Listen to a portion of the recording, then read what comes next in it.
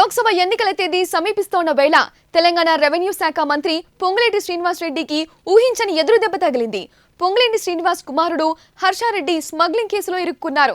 Chennai customs విభాగం అతనికి సమన్లు జారీ చేసింది. హర్షారెడ్డి డైరెక్టర్ గా ఉన్న హైదరాబాద్లోని ఓ కంపెనీకి సమన్లను పంపించి ఈ నెల 4న విచారణకు హాజరు కావాలని తెలిపింది. అయితే తాను డెంగ్యూ ఫీవర్తో బాధపడుతున్నానని, ఏప్రిల్ 27న విచారణకు హాజరవుతానని కస్టమ్స్ అధికారులకు రిప్లై ఇచ్చారు.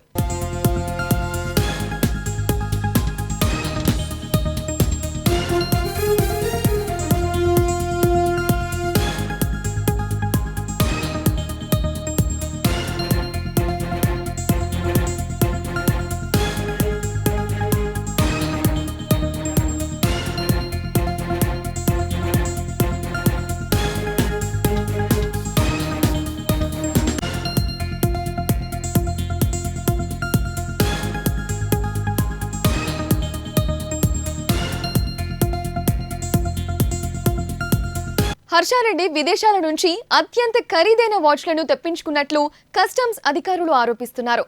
హాంకాంగ్లోని మహమ్మద్ ముబీన్ అనే స్మగ్లర్ వద్ద హర్ష లగ్జరీ వాచ్లు కొనుగోలు చేసేవాడని అధికారులు తెలిపారు.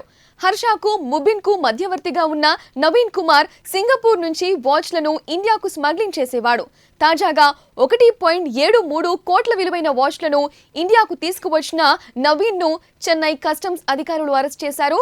అతన్ని విచారించగా అవి హర్షారెడ్డి కోసం తీసుకువచ్చానని, క్రిప్టో కరెన్సీ ద్వారా హర్ష డబ్బులు చెల్లించాడని నవీన్ ఒప్పుకున్నాడు.